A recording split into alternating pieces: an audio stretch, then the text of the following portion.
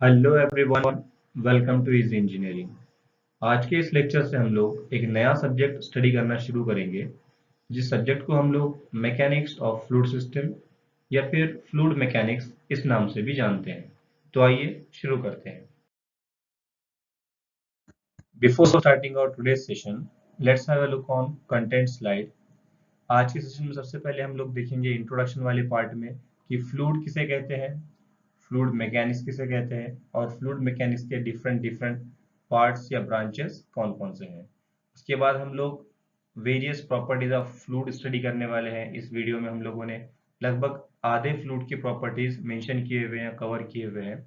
बचे हुए जितने भी फ्लूइड की प्रॉपर्टीज होंगे उसके लिए हम लोग इसी वीडियो का एक सेकंड पार्ट अरेंज करेंगे। Other than this, subscribe to this channel जहां आप लोगों को डिफरेंट डिफरेंट इंजीनियरिंग टॉपिक्स के एक्सप्लेनेशन प्रोवाइड किए जाते हैं, पीपीटी के फॉर्म में नोट्स प्रोवाइड किए जाते हैं और उसके अलावा एक free of cost MCQ type test arrange की हुई होती है, जिसकी लिंक डिस्क्रिप्शन बॉक्स में दी हुई है, जो कि टोटली फ्री ऑफ कॉस्ट है और इसी वीडियो पे बेस्ड है। तो आइए शुरू करते हैं फ्लूइड मैकेनिक्स की डेफिनेशन से। सबसे पहले हम लोगों को ये समझ लेना जरूरी है कि फ्लूइड हम लोग कहते किसे हैं। So fluid can be anything having tendency to flow. मतलब हम हर उस चीज को फ्लूइड कह सकते हैं जिसमें बहने की या फ्लो होने की क्षमता होती है। ठीक है। उसके बाद देखते हैं हम लोग कि फ्लूइड मैकेनिक्स किसे कहा जाता है। ठीक है। Fluid mechanics is the branch of science which deals with behaviour of fluids either at rest or at motion। ठीक है। किसी भी ठहरे हुए या फिर स्थिर पानी या फिर फ्लूइड को या फिर किसी बहते हुए फ्लूइड को स्टडी करना, इसको हम लोग फ्लूइड मैकेनिक्स कहते हैं।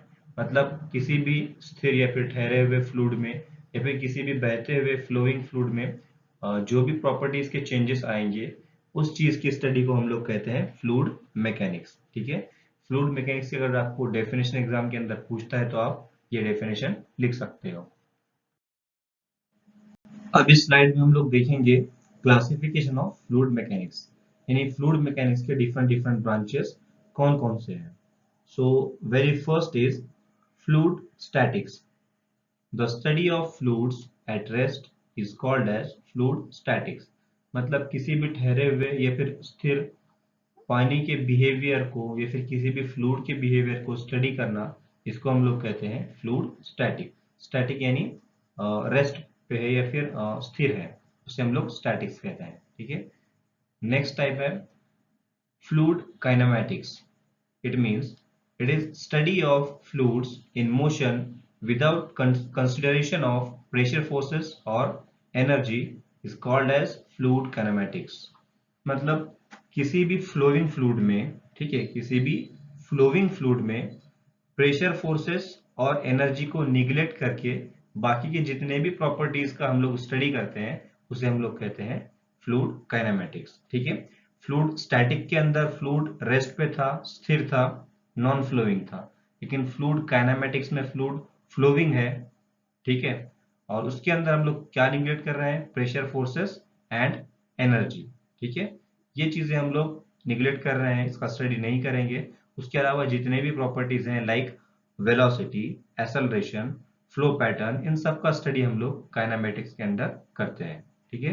नेक्स्ट थर्ड टाइप है या फिर थर्ड क्लासिफिकेशन है fluid dynamics. It is study of fluids in motion with consideration of pressure forces और energy is called as fluid kinematics। तो इसके अंदर भी फ्लूइड डायनामिक्स में भी फ्लूइड फ्लोइंग है, ठीक है, इन मोशन है। इसके अंदर हम लोग क्या करते हैं कि जैसे ऊपर हम लोगों ने प्रेशर फोर्सेस और एनर्जी को निगलेक्ट किया था और वेलोसिटी, एक्सेलरेशन, फ्लो पैटर्न, इन सबको स्टडी किया था, लेकिन डायनामिक्स में हम लोग क्या करेंगे, निगलेक्ट नहीं करेंगे। प्रेशर फोर्सेस भी कंसिडर करेंगे और एनर्जी भी कंसिडर करेंगे। लाइक पाइप के डिफरेंट डिफरेंट पोर्शन पे प्रेशर चेंज अगर आ रहा होगा तो उसको भी हम लोग स्टडी करेंगे, या फिर टोटल एनर्जी ऑफ लिक्विड। ठीक है। इन सबको हम लोग स्टडी करेंगे फ्लूइड डायनामिक्स के अंदर।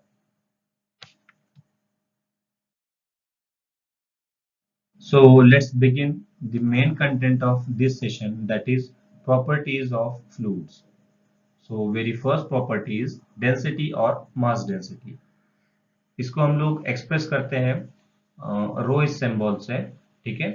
अगर इसकी डेफिनेशन एग्जाम में पूछता है, मतलब अगर इसकी डेफिनेशन एग्जाम में आती है तो आप लोग ये डेफिनेशन जो इस स्लाइड के अंदर दी हुई है इसको एज इट इज वहां पे लिख सकते हो।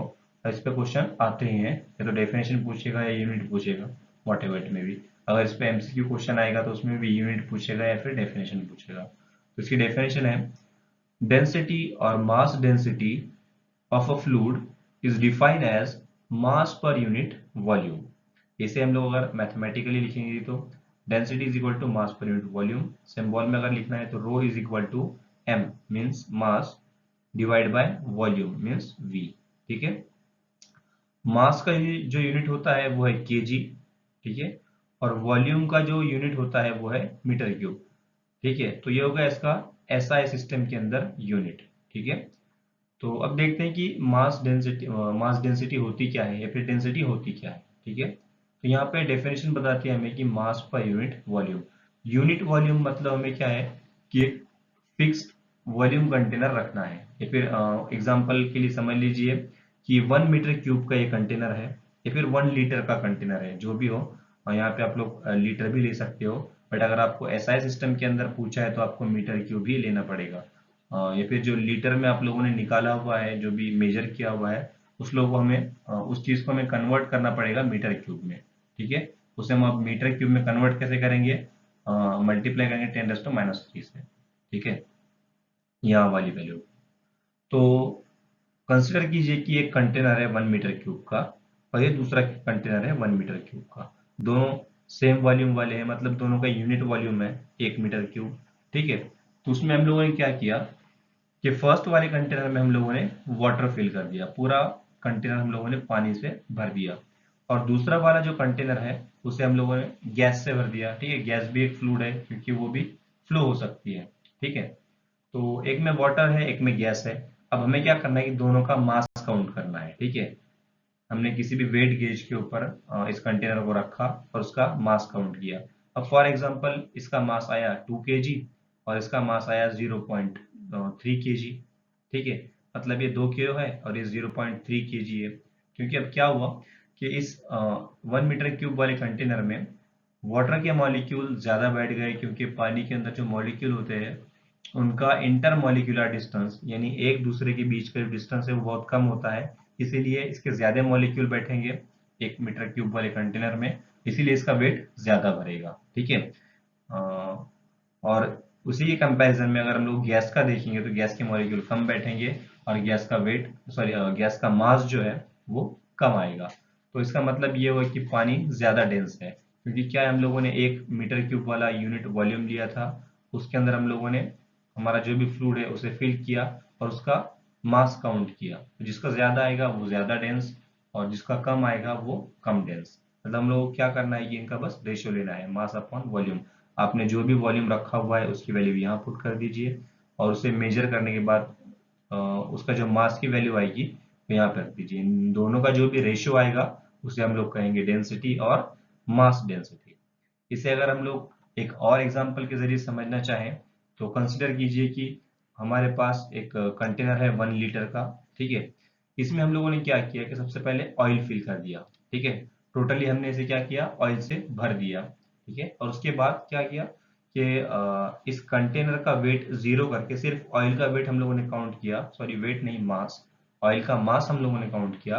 तो फॉर एग्जांपल वो आया 0.9 kg, ठीक है। इसे हमने सबसे पहले इसके वेट को जीरो करके इसमें ऑयल फिल किया और ऑयल भर देने के बाद, टोटल ऑयल भर देने के बाद हम लोगों ने ऑयल का जब मास काउंट किया तो फॉर एग्जांपल वो आया 0.9 kg। मतलब इस यूनिट वॉल्यूम को भर देने के बाद, इस 1 लीटर वाले कंटेनर को भर देने के बाद जो ऑयल का मास आया वो था 0.9 kg।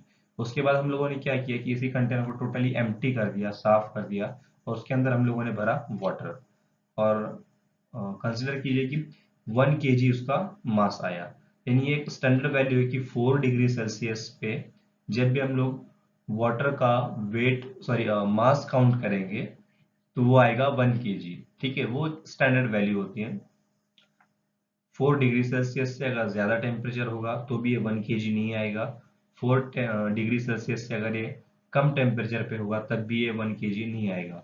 जब हम लोग स्टैंडर्ड ये स्टैंडर्ड टेम्परेचर पे हम लोग क्या करेंगे, अगर पानी का 1 लीटर लेंगे तो वो पानी का मास होगा 1 kg। तो इसमें डिफरेंस क्या है कि कंटेनर तो सेम था, यानी वॉल्यूम जो था वो कांस्टेंट था। मतलब यहाँ पे हम लोगों ने 1 लीटर का ये कंटेनर लिया हुआ है, तो हम लोग यहाँ पे 1 लिख सकते हैं, 1 लिख सकते हैं, ठीक है। अब क्या है कि अगर हम लोग को ऑयल की डेंसिटी निकालना है तो यहाँ पे आएगा 0.9 डिवाइड बाय 1, ठीक है। तो ऑयल की डेंसिटी क्या आ गई 0.9, ठीक है, 0.9 kg पर लीटर, क्योंकि हम लोगों ने यहाँ पे लीटर वाला कंटेनर लिया हुआ है तो इसका यूनिट क्या आएगा kg पर लीटर, ठीक है, क्या हुआ 0.9 kg पर लीटर, ठीक है।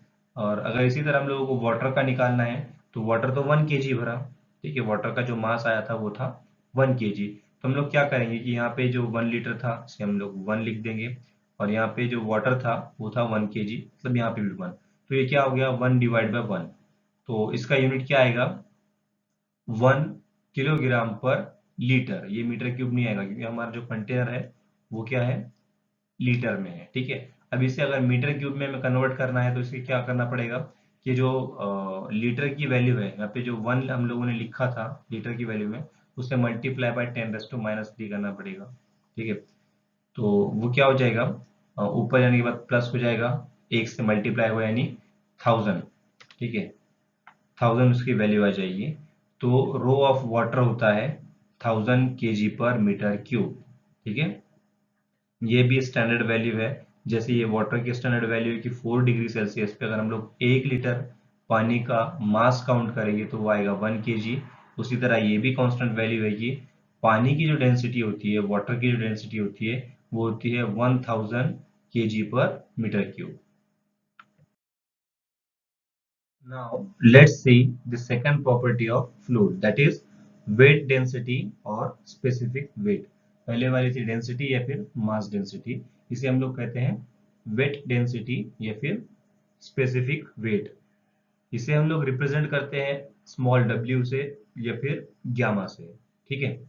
अगर एग्जाम में इसकी डेफिनेशन आपको पूछता है तो आप लोग ये डेफिनेशन लिख सकते हो जो इस स्लाइड में दी हुई है, that is weight density or specific weight of a fluid is defined as weight per unit volume। पहले पिछले वाले स्लाइड में डेंसिटी जो थी वो मास पर यूनिट वॉल्यूम था। वेट डेंसिटी और स्पेसिफिक वेट, इसका क्या है definition, weight per unit volume. अगर सिर्फ डेंसिटी या मास डेंसिटी है तो मास पर यूनिट वॉल्यूम, और अगर वेट पूछा है स्पेसिफिक वेट तो वेट पर यूनिट वॉल्यूम, ठीक है। अगर आप लोगों को एग्जाम के अंदर इसकी डेफिनेशन भी सिर्फ पूछा है तो आप लोगों को ये डेफिनेशन, ये वाला रिप्रेजेंटेशन और ये वाला यूनिट लिखना ही लिखना है, तभी आपको जाके फुल मार्क्स मिलेंगे। तो अब देखते हैं कि ये वेट डेंसिटी या फिर स्पेसिफिक वेट होता क्या है। कि जैसे हम लोगों ने पिछले वाले स्लाइड के अंदर देखा था कि हम लोगों ने क्या किया था कि एक यूनिट वॉल्यूम लिया था, या तो 1 लीटर का या फिर 1 मीटर क्यूब का, ठीक है। उसके अंदर हम लोगों ने टोटली जिस फ्लूइड का भी हम लोगों को डेंसिटी निकालना था वो फ्लूइड हम लोगों ने फिल किया था। इस वाले टाइप में हम लोग वही करेंगे कि एक यूनिट वॉल्यूम वाला कंटेनर लेंगे, फॉर एग्जांपल 1 मीटर क्यूब वाला, ठीक है। यहाँ पे हमें मीटर क्यूब के अंदर वैल्यू निकालनी है, तो 1 मीटर क्यूब वाला हम लोग एक कंटेनर लेंगे, ठीक है। उसके अंदर कोई भी फ्लूइड हम लोग फिल करेंगे, ठीक है। और फिल कर देने के बाद उसका हम लोग वेट कैलकुलेट करेंगे, ठीक है। तो अभी वेट कैलकुलेट कैसे करते हैं, मास में और वेट में बेसिकली डिफरेंस क्या होता है कि मास को हम लोग जब ग्रेविटेशनल फोर्स से ग्रेविटेशनल एक्सेलरेशन से हम लोग मल्टीप्लाई करते हैं तो उसका दोनों का प्रोडक्ट होता है वेट, ठीक है, मास इनटू ग्रेविटी, ठीक है। यहाँ पे ग्रेविटी की वैल्यू जो कांस्टेंट है दैट इज 9.810, ठीक है, ये होती है। जब हम लोग मास को ग्रेविटी से मल्टीप्लाई करते हैं तो हमें क्या मिलता है वेट, ठीक है। तो हमें यहाँ पे फाइंड आउट करना है स्पेसिफिक वेट। तो हम लोग क्या करेंगे कि यूनिट वॉल्यूम के अंदर हम लोगों ने कोई भी फ्लूइड भर दिया, उसके बाद उसका हम लोग मास कैलकुलेट करके उसे हम लोग मल्टीप्लाई करते हैं ग्रेविटी से। जैसे अगर यहाँ पे एक्सप्लेनेशन में मैंने क्लियर करके लिखा हुआ है कि W is equal to m into g, यानी weight is equal to mass into gravity. तो हम लोगों ने पिछले डेफिनेशन में देखा हुआ था कि m by V is equal to density, यानी रो था। तो हम लोग इन दोनों की जगह पे ये जो डिवीजन है m बाई वी, इस जगह पे हम लोग लिखते हैं रो, और ये g एज इट इज। यानी हम लोग स्पेसिफिक वेट को इस तरह भी कैलकुलेट कर सकते हैं कि आपको अगर किसी भी फ्लूइड का न्यूमेरिकल के अंदर डेंसिटी दिया हुआ है और पूछा है कि उसका स्पेसिफिक वेट क्या है, तो उसे आप लोगों को क्या करना है कि जो भी डेंसिटी दिया हुआ है उसे ग्रेविटेशनल फोर्स जो भी है 9.81 उससे मल्टीप्लाई कर देना है। ठीक है, तो लास्ट वाली स्लाइड में हम लोगों ने देखा था कि पानी की जो डेंसिटी होती है वो 1000 होती है। ठीक है, तो अब हम इसका स्पेसिफिक वेट कैलकुलेट करेंगे। ये पानी की डेंसिटी हम लोगों को पता है कि 1000 है, पिछली स्लाइड में हम लोगों ने देखा था। और उसके बाद हम लोग क्या करेंगे, इसे 9.810 से मल्टीप्लाई करेंगे तो इसका आंसर आएगा 9810 न्यूटन पर मीटर क्यूब। ये भी एक स्टैंडर्ड वैल्यू है, इसे भी ध्यान रख लीजिए। जैसे पानी को हम लोग 4 डिग्री सेल्सियस पे अगर मास उसका काउंट करें तो वो होता है 1 kg।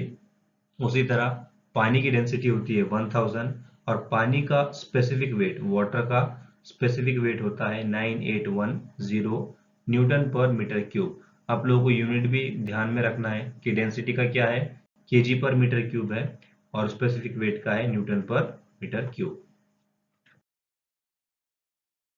अब देखते हैं next property, that is specific volume. जो थर्ड वाली प्रॉपर्टी है, ठीक है, इसकी डेफिनेशन है specific volume of a fluid is defined as volume per unit mass. ठीक है, यानी फर्स्ट वाली स्लाइड में हम लोगों ने, फर्स्ट वाली प्रॉपर्टी में हम लोगों ने देखा था कि मास पर यूनिट वॉल्यूम होता है डेंसिटी, और उसी को अगर हम लोग उल्टा कर देंगे वॉल्यूम पर यूनिट मास तो हमें मिल जाएगा स्पेसिफिक वॉल्यूम, जिसे हम लोग रिप्रेजेंट करते हैं स्मॉल वी से। ठीक है, वी से हम रिप्रेजेंट करते हैं और इसका यूनिट है मीटर क्यूब पर केजी। जैसे डेंसिटी का यूनिट था केजी पर मीटर क्यूब, उसी को हम लोगों को उल्टा कर देना है। जैसे हम लोगों ने यहाँ किया वॉल्यूम पर यूनिट मास, तो यूनिट भी उल्टा हो जाएगा मीटर क्यूब पर केजी। अगर आप लोगों को 2 मार्क्स के लिए भी अगर ये क्वेश्चन पूछा या फिर डेफिनेशन आप लोगों को पूछा हुआ है कि स्पेसिफिक वॉल्यूम को डिफाइन कीजिए, तो आप लोगों को इस स्लाइड में जितनी भी चीजें लिखी हुई है सबकी सब लिखनी जरूरी होती है। Now let's move toward the next property, that is specific gravity और relative density। ठीक है, ये सबसे सिंपल वाली प्रॉपर्टी है, इसे हम लोगों को कैलकुलेट करना पड़ता है। ठीक है, कोई मेजर वगैरह करने की जरूरत नहीं है, बस कैलकुलेट करना है। ठीक है, इसे हम लोग दो तरीके से डिफाइन कर सकते हैं। First definition is specific gravity is defined as density of a liquid to the density of ideal fluid। ठीक है, अगर आप लोगों को पता है कि आपके पास जो फ्लूइड प्रेजेंट है उसकी डेंसिटी क्या है, तो उसको हम लोग न्यूमरेटर में रखेंगे और डिनोमिनेटर में रखेंगे आइडियल फ्लूइड की डेंसिटी। ठीक है, अब आइडियल फ्लूइड होता क्या है, यहाँ पे नोट में लिखा हुआ है ideal fluid for liquid is water and for gases is air. मतलब अगर आपका फ्लूइड कोई लिक्विड है तो आप लोगों को आइडियल फ्लूइड वाटर लेना पड़ेगा। अगर आप लोगों का फ्लूइड कोई गैस है तो आप लोगों को एयर लेना पड़ेगी। जैसे पुराने रेफ्रिजरेटर में अमोनिया गैस सर्कुलेट होती थी, ठीक है, तो आपको उसकी अगर स्पेसिफिक ग्रेविटी निकालनी होगी तो आपको आइडियल फ्लूइड एयर कंसीडर करना पड़ेगा। और आप लोगों को अगर किसी ऑयल का स्पेसिफिक ग्रेविटी कैलकुलेट करना है तो आप लोगों को water as ideal fluid consider करना पड़ेगा। तो यहाँ पे क्या है स्पेसिफिक ग्रेविटी, ऊपर आपके फॉर एग्जांपल आपके पास इडेबल ऑयल है, सोयाबीन का ऑयल है, उसकी आपको डेंसिटी पता है। ठीक है, तो उसकी डेंसिटी हम लोगों को यहाँ न्यूमरेटर में लिख देनी है और डिनोमिनेटर में लिखना है 1000। 1000 क्यों लिखना है, क्योंकि ये वाटर की डेंसिटी है। तो ये यहाँ पे अगर आपको डेंसिटी पता है तो यहाँ पे हमेशा 1000 ही आएगा, क्योंकि हमारा आइडियल फ्लूइड है वाटर और वाटर की डेंसिटी होती है 1000, जो हम लोगों ने फर्स्ट प्रॉपर्टी में स्टडी करते हुए देखा था। या फिर इसे हम लोग एक और तरीके से डिफाइन कर सकते हैं, specific gravity is defined as specific weight of a liquid to the specific weight of ideal fluid। ठीक है, अगर आप लोगों को आपकी फ्लूइड की डेंसिटी पता नहीं है लेकिन स्पेसिफिक वेट पता है, तो वैसे ही करना है कि ऊपर आप लोगों को स्पेसिफिक वेट लिख देना है आपके पास जो फ्लूइड प्रेजेंट है उसका, और नीचे लिखना है specific weight of ideal fluid.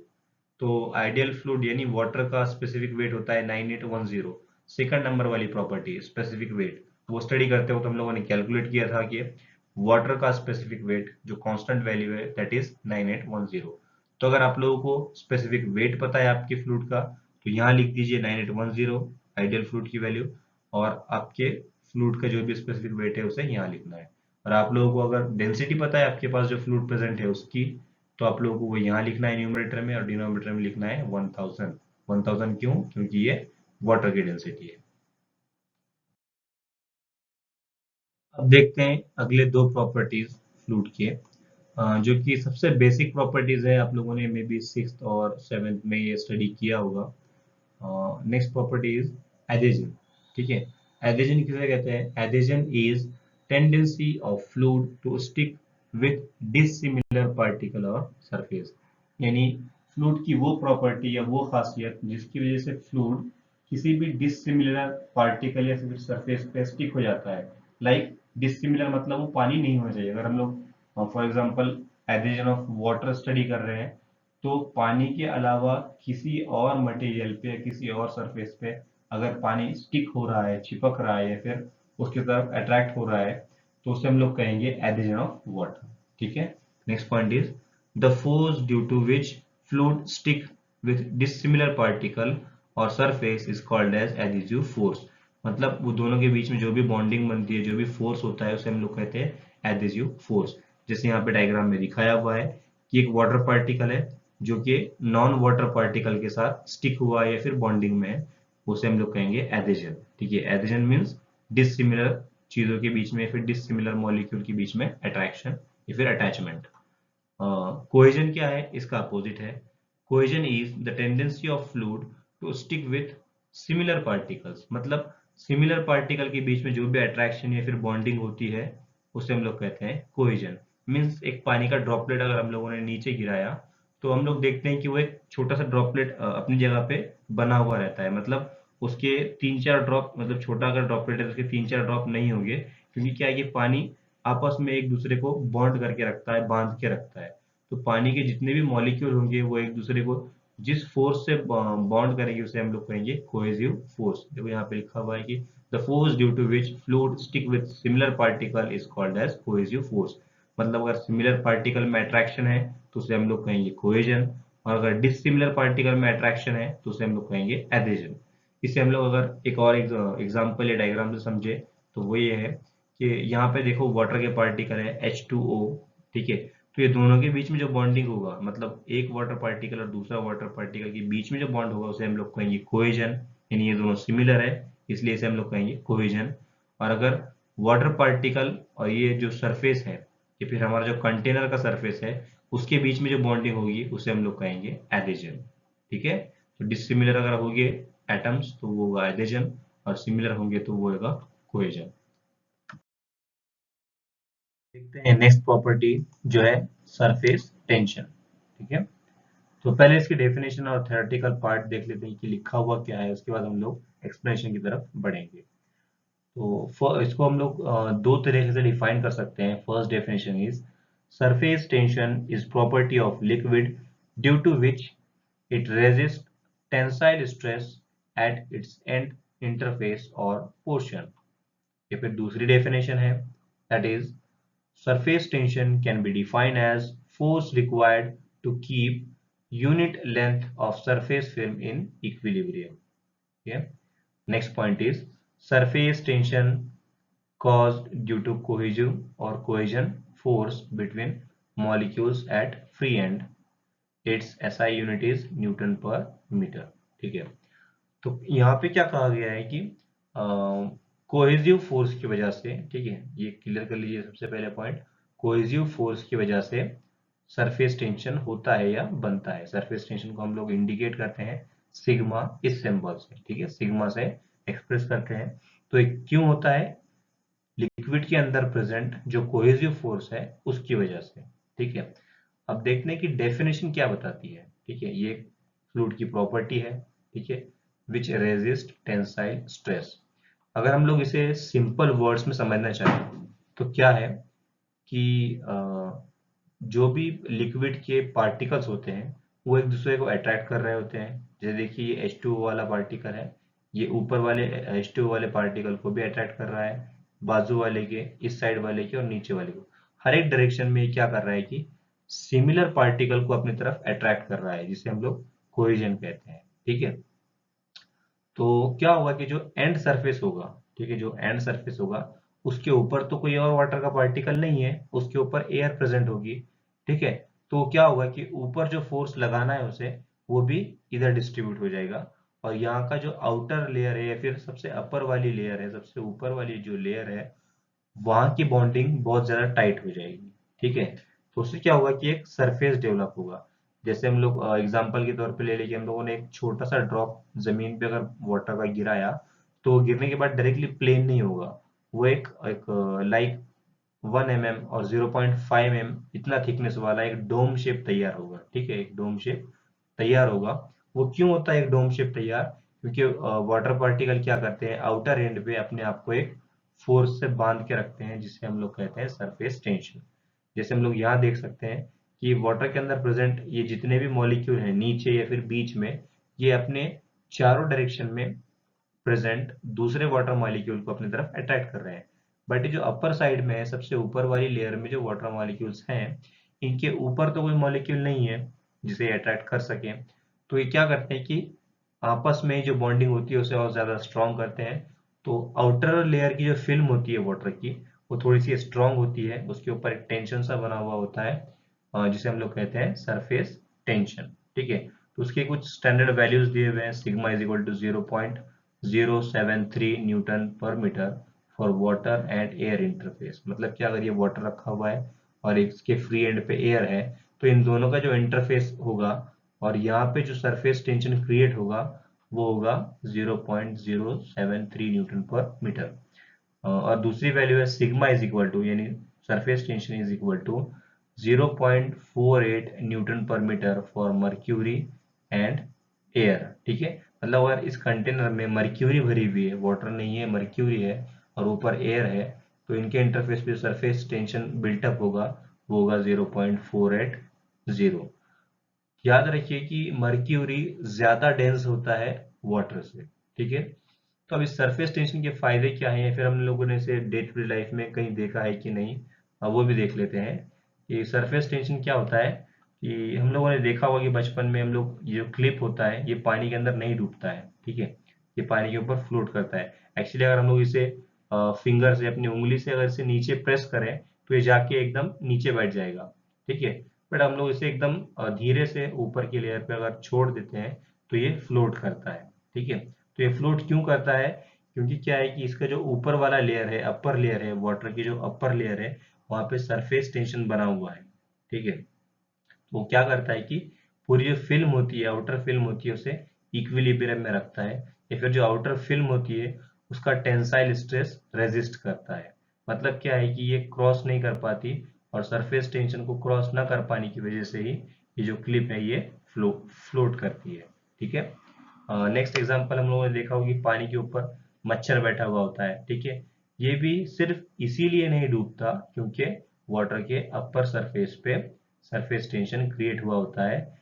Water का जो अपर सरफेस है, यहाँ पे एक हार्ड बॉन्डिंग तैयार होती है, जिसे क्रॉस कर पाना हल्की फुल्की चीजों के लिए इम्पॉसिबल होता है। इसीलिए ये जो मच्छर है ये पानी के ऊपर बैठ बैठ सकते हैं, डूबते नहीं है। ठीक है, नेक्स्ट एग्जांपल हम लोग देखें कि ये वाटर ड्रॉपलेट, जैसा अभी एक्सप्लेनेशन में मैंने कहा था कि वाटर ड्रॉपलेट होगा, वो डायरेक्टली प्लेन नहीं हो जाएगा, वो एक डोम शेप में रहेगा। ठीक है, ये डोम शेप क्यों है?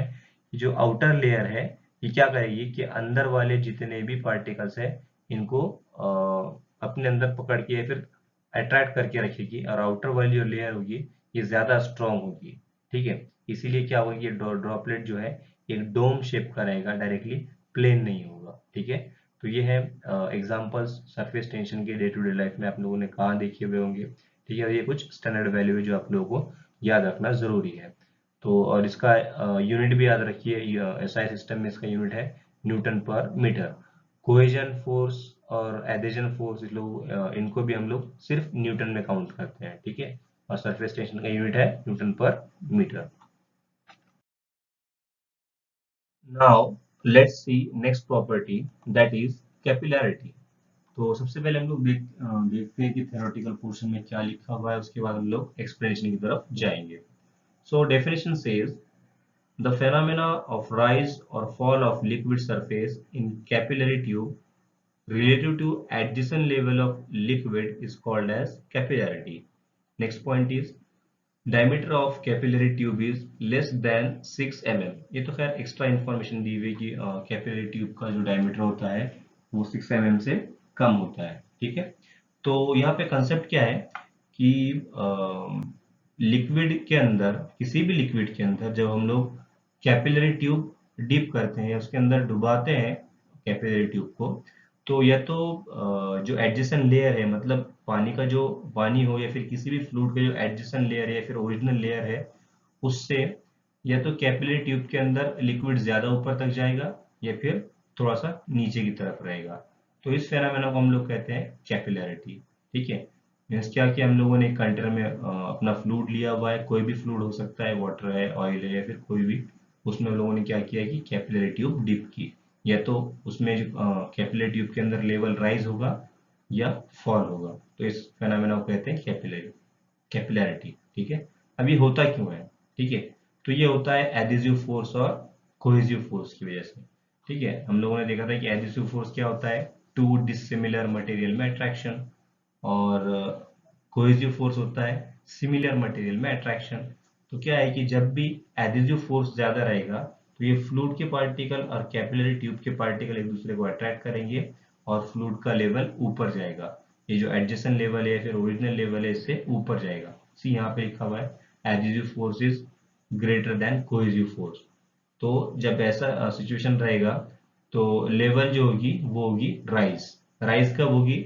जब एडिजिव फोर्स ज्यादा है। ठीक है, adhesive force means two dissimilar material में अट्रैक्शन, मतलब ट्यूब का मटेरियल और ये फ्लूइड का पार्टिकल, दोनों में अट्रैक्शन होगा और ये लेवल राइज होगी। और इसी का उल्टा, अगर कोहेसिव फोर्स ज्यादा है यानी सिमिलर पार्टिकल को अट्रैक्ट करने वाला फोर्स ज्यादा है, तो इसकी जो लेवल होगी वो फॉल होगी या नीचे की तरफ दिखेगी। यहाँ पे लिखा हुआ है एडिजिव फोर्स कम रहेगा, कोहेसिव फोर्स ज्यादा रहेगा, तो जो लेवल है वो फॉल हो जाएगी, और अगर एडिजिव फोर्स ज्यादा है तो लेवल राइज हो जाएगी। बस इसी फेनोमेना को हम लोग कहते हैं capillarity. Next property of fluid is compressibility. Definition says change in volume of a liquid per unit volume of container is proportional to change in pressure is called as compressibility। Means simply क्या है कि अगर हमारे fluid के अंदर compress होने की अगर क्षमता है ड्यूरिंग फ्लो, तो उसे हम लोग कहेंगे कंप्रेसिबिलिटी ऑफ फ्लूइड। तो यहाँ पे क्या है कि पहले वॉल्यूम ज्यादा लगेगा और कंप्रेस होने के बाद वॉल्यूम कम लगेगा हमारे फ्लूइड को।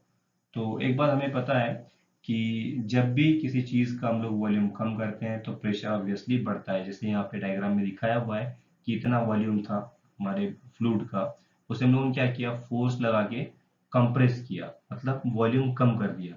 यहाँ पे इतना बड़ा वॉल्यूम था, उसको हम लोगों ने फोर्स लगा के कम किया और कम किया, तो क्या होगा, जैसे जैसे वॉल्यूम कम होगा वैसे वैसे प्रेशर बढ़ेगा। ठीक है, वैसा यहाँ पे लिखा हुआ है कि change in pressure DP is directly proportional to change in volume. ठीक है, जैसे जैसे वॉल्यूम कम होगा प्रेशर बढ़ेगा, जैसे जैसे प्रेशर बढ़ेगा वैसे वैसे वॉल्यूम कम होगा। यानी क्या, इनवर्सली प्रोपोर्शनल, वॉल्यूम बढ़ेगा तो प्रेशर कम होगा, वॉल्यूम कम होगा तो प्रेशर बढ़ेगा। उसी को लिखा हुआ है DP is equal to minus K, where K is equal to bulk modulus. तो सिंपली क्या है, अगर हमारा फ्लूइड कंप्रेस हो सकता है तो उसे हम लोग कहेंगे कंप्रेसिबिलिटी। ये जनरली हम लोगों को लिक्विड में देखने के लिए नहीं मिलती है। हाँ, अगर गैसियस फ्लूइड है तो वहाँ हम लोग कंप्रेसिबिलिटी कंसिडर कर सकते हैं। Now let's move towards the last property of our today's session, that is viscosity or dynamic viscosity or absolute viscosity और coefficient of viscosity। जनरली इसे coefficient of viscosity या फिर viscosity इस टर्म से ही बुलाया जाता है, फिर जाना जाता है, जिसे हम लोग रिप्रेजेंट करते हैं म्यू इस साइन से। तो देखते हैं डेफिनेशन क्या है। Property of fluid which offers resistance to the movement of one layer over another adjacent layer is called as viscosity। ये फिर दूसरी डेफिनेशन है, property of fluid which offers resistance to its own flow called viscosity। यानी fluid की वो property जिसकी वजह से फ्लूइड अपने ही फ्लो को रेजिस्ट करता है या फिर रोकता है या फिर फास्ट फ्लो नहीं होने देता, उसे हम लोग कहते हैं विस्कोसिटी ऑफ फ्लूइड। यानी इस डायग्राम में हम लोग देख सकते हैं कि किसी भी पाइप से अगर फ्लूइड फ्लो होता है तो एक इस तरह की प्रोफाइल बनती है। ठीक है, तो इसमें हम लोग को देखने को क्या मिलेगा कि जो सेंट्रल स्ट्रीम है या फिर सेंट्रल लेयर जो है, एकदम बीच वाली लेयर जो है वो सबसे आगे है और लास्ट वाली सबसे पीछे है। तो क्या होगा कि ये सारे लेयर एक दूसरे को रेजिस्ट करेंगे, मतलब ये सेंट्रल वाली लेयर इसको पकड़ के रहेगी, ठीक है, ये इसको रेजिस्ट करेगी, तो ये एक दूसरे को रेजिस्ट करते हैं और आगे की तरफ फ्लो नहीं होने देते। लास्ट वाली लेयर इसलिए भी पीछे होगी कि ये इसको यहाँ पे पाइप के सरफेस का रेजिस्टेंस है, या फिर पाइप की सरफेस के साथ एडेसिव फोर्स भी अप्लाई हो रहा होगा, इसलिए भी ये पीछे है। लेकिन सिंपली विस्कोसिटी क्या है कि जब फ्लूइड के फ्लो होते वक्त एक लेयर दूसरे लेयर को फ्लो होने से रेजिस्ट करती है, रोकती है, उसे हम लोग कहते हैं विस्कोसिटी, ठीक है। इसे हम लोग अगर और एक एग्जांपल से देखें तो इस डायग्राम में हम लोग देख सकते हैं कि अगर हम लोग एक बीकर से पानी नीचे गिराएं तो वो इजीली फ्लो हो जाता है, ठीक है। लेकिन अगर उसी की जगह हम लोग बीकर से ऑयल नीचे गिराएं तो वो इजीली फ्लो नहीं होता, ज्यादा चिपचिपा होता है। और दूसरा एग्जांपल लेंगे तो अगर हम लोग बीकर से हनी यानी शहद अगर गिराते हैं, ठीक है, तो वो इजीली फ्लो नहीं होगा। क्यों? क्योंकि वो ज्यादा विस्कस है, उसके जो लेयर होंगे वो एक दूसरे को ज्यादा रेजिस्ट करेंगे। जनरली हम लोग विस्कोसिटी कैसे पहचानते हैं फिजिकली? जो ज्यादा चिपचिपा होगा वो ज्यादा विस्कस है। जैसे इंजन ऑयल हमारा, वो भी विस्कस होता है, ग्रीस सबसे ज्यादा विस्कस है उनमें, ठीक है।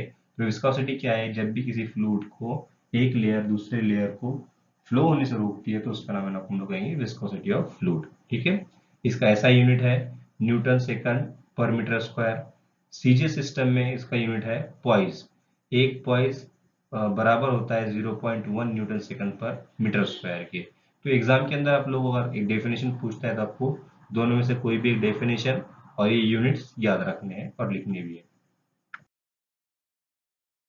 In this slide, we will see a type of viscosity, that is kinematic viscosity, जिसे हम लोग रिप्रेजेंट करते हैं न्यू इस साइन से, ठीक है। तो इसकी डेफिनेशन कहती है कि the ratio of dynamic viscosity to the density of fluid is called as kinematic viscosity.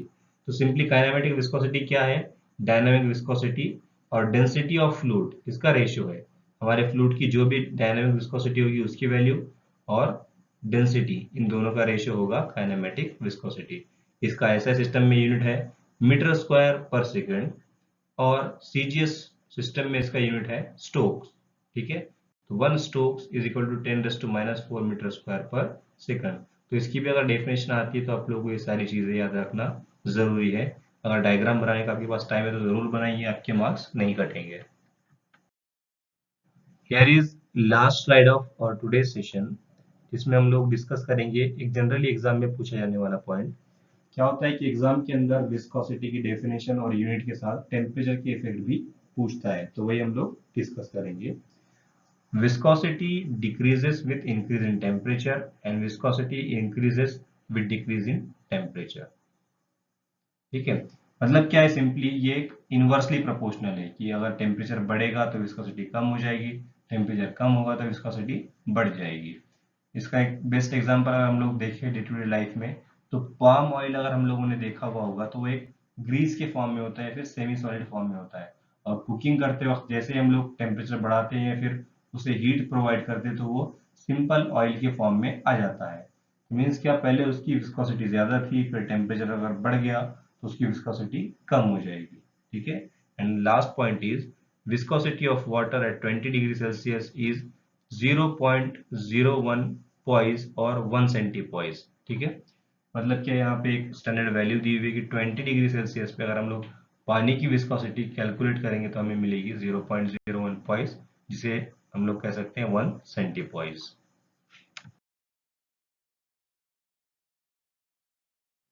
Here we will end our today's session.